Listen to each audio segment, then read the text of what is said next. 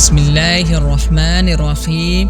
شروع اللہ تبارک و تعالیٰ کے نام سے جو بڑا مہربان اور نہایت رحم کرنے والا ہے۔ السلام علیکم ورحمۃ اللہ وبرکاتہ۔ نیکورڈ کے معزز خواتین و حضرات، پیارے دوستو، حضور پاک صلی اللہ تعالیٰ علیہ وسلم کے دور میں کچھ عرب یہودی عالم کے پاس گئے اور ان سے کہا کہ حضور پاک صلی اللہ تعالیٰ علیہ وسلم سے ایسا کون سا سوال کیا جائے کہ ان کے نبی ہونے کی عقیدت واضح ہو جائے۔ اس کے جواب میں یہودی عالم نے حضور پاک صلی اللہ تعالیٰ علیہ وسلم سے 3 سوال پوچھنے کا کہا، جن میں سے ایک سوال یہ تھا کہ اصحاب کہف کون تھے۔ پیارے دوستو، اللہ تبارک و تعالی نے اپنے پیارے حبیب حضرت محمد مصطفیٰ صلی اللہ تعالیٰ علیہ وسلم کو اس بات کا جواب دیتے ہوئے سورۃ الکہف میں مکمل وضاحت کے ساتھ بتایا۔ لہٰذا اس مطابق یہ حضرت عیسیٰ علیہ السلام کا دور تھا جب اللہ تبارک و تعالیٰ نے آج کے دور میں فلسطین کے علاقے میں لوگوں کو اسلام کی تبلیغ کے لیے حضرت عیسیٰ علیہ السلام کو بھیجا۔ یہ علاقہ رومی امپائر میں شمار تھا۔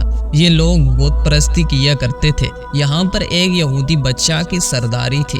جب یہاں حضرت عیسیٰ علیہ السلام نے اسلام کی تبلیغ دینی شروع کی تو رومی لوگ آپ کے خلاف ہو گئے۔ ان لوگوں نے آپ کو گرفتار کر کے سولی پر لٹکانا چاہا، مگر اللہ تبارک و تعالیٰ کے حکم سے حضرت عیسیٰ علیہ السلام کو آسمان پر زندہ اٹھا لیا گیا۔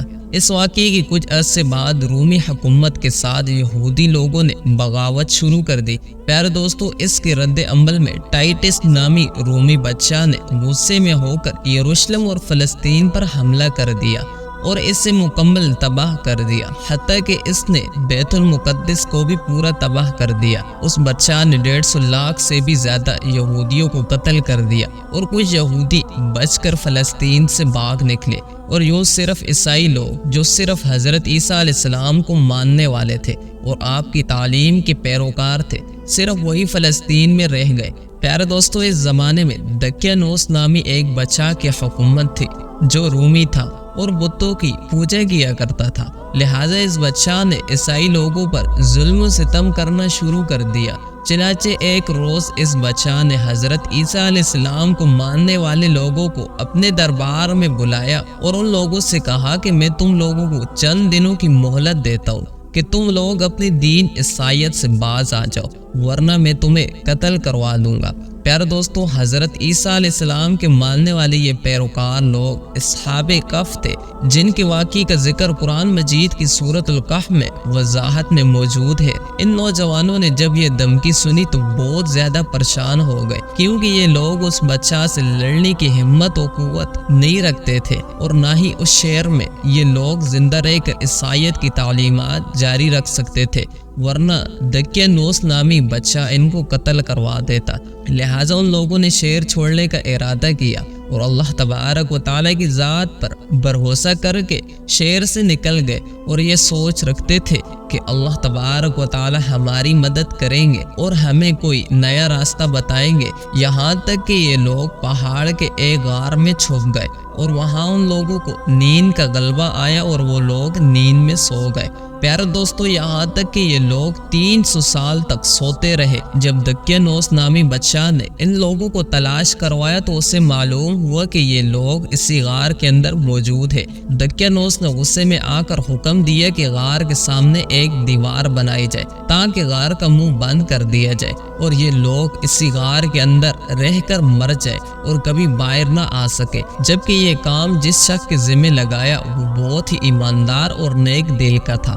اس شخص نے اصحاب کہف کے نام اور ان کی تعداد اور پورا واقعہ ایک تختی پر لکھوا کر تانبے کے صندوق میں رکھ کر دیوار کی بنیادوں میں رکھ دیا، اور اسی طرح ایک تختی شاہی خزانے میں بھی رکھوا دی۔ پیارے دوستو، ان 300 سال بعد دقیانوس نامی بادشاہ مر گیا اور کئی حکومتیں اور کئی بادشاہ آئے اور چلے گئے، یہاں تک کہ 300 عیسوی میں رومن امپائر نے بھی عیسائیت قبول کر لی۔ اس زمانے کے بعد 446 عیسوی میں بدروس نامی عیسائی بادشاہ کی حکومت آئی، جو کہ انصاف پسند اور نیک دل تھا، اور اس نے 68 سال تک شان و شوکت سے حکومت کی۔ پیارے دوستو، اس کے دور میں مذہبی فرقہ پسندیدی جب عروج پر پہنچ چکی اور لوگوں میں مرنے کے بعد دوبارہ زندہ ہونے اور قیامت کا یقین ختم ہوتا جا رہا تھا، اپنی قوم کا یہ حال دیکھ کر بدروس نامی بچہ بہت پریشان ہوا۔ چنانچہ ایک دن ایک مقام کی تنہائی میں بیٹھ کر اللہ تبارک و تعالیٰ کی بارگاہ میں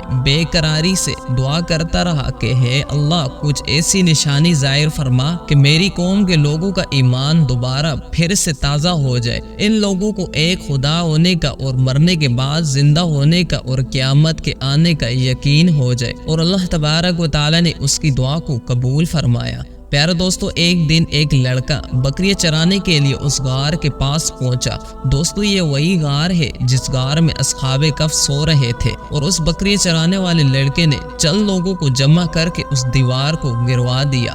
دیوار گرانے والے لوگوں پر ایسا خوف طاری ہوا کہ سب گھبرا کر وہاں سے بھاگ نکلے۔ یوں اصحاب کہف اللہ تبارک و تعالیٰ کے حکم سے اپنی نیند سے بیدار ہوئے اور ایک دوسرے کو سلام و کلام میں مشغول ہوئے۔ ان سب کو جب بھوک لگی تو ان کے ایک ساتھی جن کا نام یملیحہ تھا، اس سے کہا کہ تم نہایت خاموشی سے بازار سے کھانا لے آؤ اور آتے وقت یہ معلوم کرنا کہ دقیانوس ہمارے بارے میں کیا کہتا ہے۔ جب یملیحہ غار سے نکل کر بازار پہنچی تو یہ دیکھ کر حیران رہ گئے کہ شہر میں ہر جگہ اسلام کا چرچا ہو رہا ہے، حتیٰ کہ اعلانیہ حضرت عیسیٰ علیہ السلام کا کلمہ پڑھ رہے ہیں اور ان لوگوں کی تعلیمات پر عمل بھی کر رہے ہیں۔ اس کشمکش میں یملیحہ کھانے کے لیے ایک دکان پر پہنچے اور کھانے کی قیمت کے بدلے دکیہ نامی حکومت کا سکہ ان کو دیا۔ دکاندار نے جب یہ سکہ دیکھا اس نے سوچا کہ شاید اس شخص کو کوئی پرانا خزانہ مل چکا ہے۔ پیارے دوستو، ظاہر ہے کہ یہ سکہ 300 سال پرانا تھا اور اب بند ہو چکا تھا، اور اس دکاندار نے یملیحہ کو سپاہیوں کے حوالے کر دیا تاکہ سپاہی پوچھ سکے خزانہ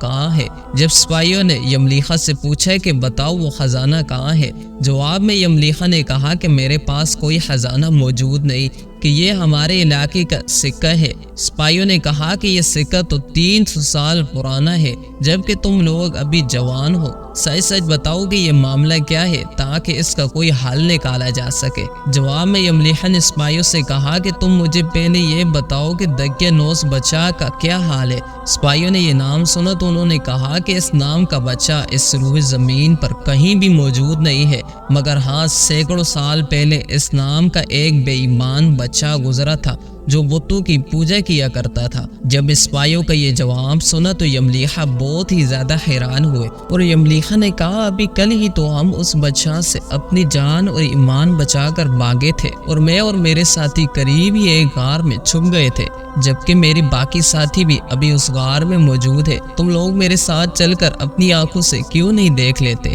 پیارے دوستو، جب سپاہی اور شہر کے لوگ کثیر تعداد میں جمع ہو کر اس غار کے پاس پہنچے اور ادھر اصحاب کہف یملیحہ کے انتظار میں تھے، وہ سوچ رہے تھے کہ یملیحہ نے اتنی دیر کیوں لگا دی، کہ شاید یملیحہ کو بچہ نے گرفتار نہ کروا لیا۔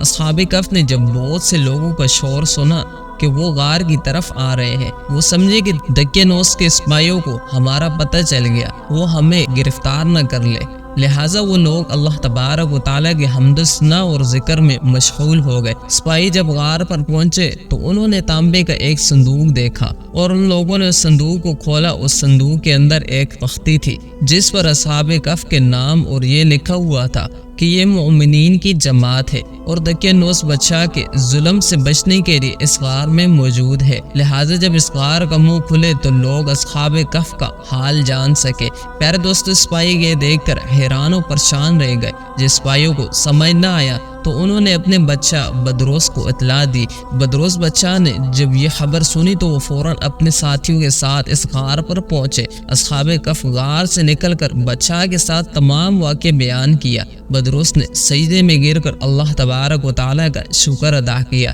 کہ ہے اللہ، تیرا لاکھ لاکھ شکر ہے کہ میری دعا کو آپ نے قبول فرمایا اور آپ نے ایسی نشانی ظاہر فرما دی کہ انسان موت کے بعد زندہ ہونے کا یقین ضرور کرے گا۔ اس کے بعد اصحاب کہف کے تمام لوگوں نے بدروس بچہ کو دعا دی کہ اللہ تبارک و تعالیٰ آپ کی بچہت میں برکت عطا کرے، اور سلام کرنے کے بعد دوبارہ اس غار میں چلے گئے اور دوبارہ جا کر اس غار میں سو گئے۔ پیارے دوستو، اسی نیند کی حالت میں اللہ تبارک و تعالیٰ نے ان اصحاب کہف کو موت دے دی۔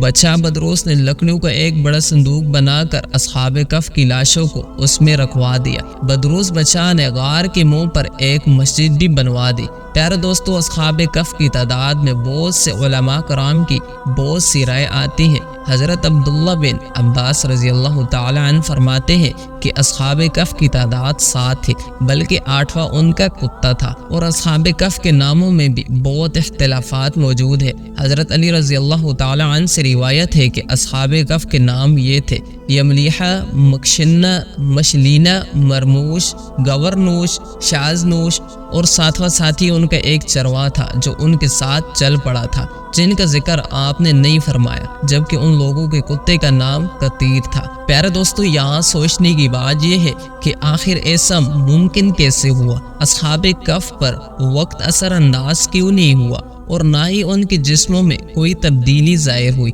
جبکہ ان کے آس پاس 300 سال کا وقت گزر گیا۔ پیارے دوستو، تمام جہانوں کو پالنے والی ذات جس کے ہاتھ میں دنیا اور آخرت اور کائنات کا نظام موجود ہے، اس ذات کے لیے کوئی بھی چیز ناممکن نہیں ہے۔ پیارے دوستو، اللہ تبارک و تعالی سے دعا ہے، اللہ تبارک و تعالی ہم سب کو ایمان کی حالت میں جینا مرنا نصیب فرمائے، اور حضور پاک صلی اللہ تعالی علیہ وسلم کے بتائے گئے راستے پر چلنے کی توفیق عطا فرمائے۔